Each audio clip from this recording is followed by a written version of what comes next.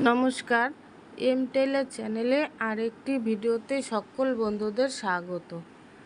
আজকের ভিডিওতে দেখাবো এই বালিশ লটকানটি তো জড়ি দিয়ে সেলাই করে নিয়ে নেব। তোমরা যদি নতুন হয়ে থাকো তাহলে এই ভিডিওটি প্রথম থেকে শেষ পর্যন্ত দেখো, তাহলে খুব সহজে শিখে নিতে পারবে। তো আমি এখানে খুব সহজভাবেই দেখিয়ে দিচ্ছি, তো প্রথম থেকে স্কিপ না করে দেখতে থাকো ভিডিওটি, আশা করি তোমরাও পারবে। তো এখানে আমি কাপড়ের টুকরো নিয়েছি 4টি, তো 2টি লটকান বানিয়ে দিব, তার জন্য 4টি কাপড় নিয়েছি। তো 4 ইঞ্চি বাই 4 ইঞ্চি করে কাপড়ের টুকরোগুলি কেটে নিয়েছি। নেওয়ার পর সাইড দিয়ে আমি এক ভাঁজ দিয়ে সেলাই করে নিয়ে নিব। নিয়ে নেওয়ার পর তারপরে আরেকটি সাইডেও আমি আর এক ভাঁজ করে সেলাই করে নিয়ে নেব। তো দু সাইডে আমি এভাবে সেলাই করে নিয়ে নেব কাপড়ের টুকরোগুলো। তো এভাবে সেলাই করে নেওয়ার পর তারপর এই কাপড়ের টুকরোটি কোনাকুনি করে দু ভাঁজে ভাঁজ করে নিতে হবে। এই যে দু ভাঁজে কোনাকুনি করে ভাঁজ করে নিয়ে তো মাঝ বরাবর আমি এখানে দাগ দিয়ে দিচ্ছি। তো যা দাগ দেওয়ার পর এখন আমি এই কাপড়ের টুকরোর উপরে জড়ি বসিয়ে দেব। তার জন্য জড়ি দিয়ে কিনার দিয়ে আমি জড়ি পরিয়ে সেলাই করে নিয়ে নিচ্ছি। তো এইভাবে প্রত্যেকটা টুকরোতে আমি কিনার দিয়ে জড়ি বসিয়ে সেলাই করে নিয়ে নেব। তো এভাবে 4টি টুকরোতে জড়ি বসিয়ে সেলাই করে নেওয়ার পর তারপর আরেকটি জড়ি বসিয়ে সেলাই দিয়ে দিব। তার জন্য এখানে কাপড়ের টুকরোগুলো আলাদা করে নিয়ে নিলাম।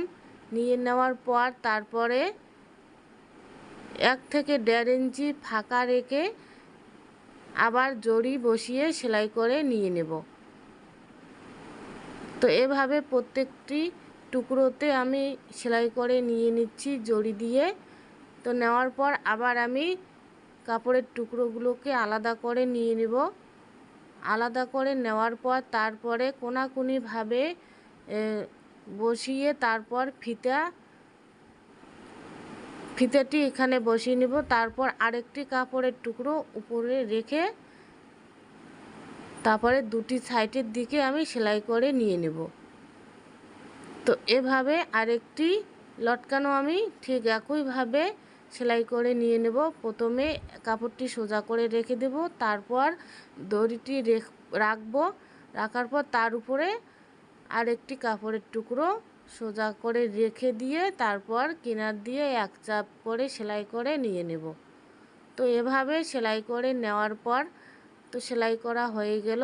এবার আমি সোজা করে নিয়ে নেব।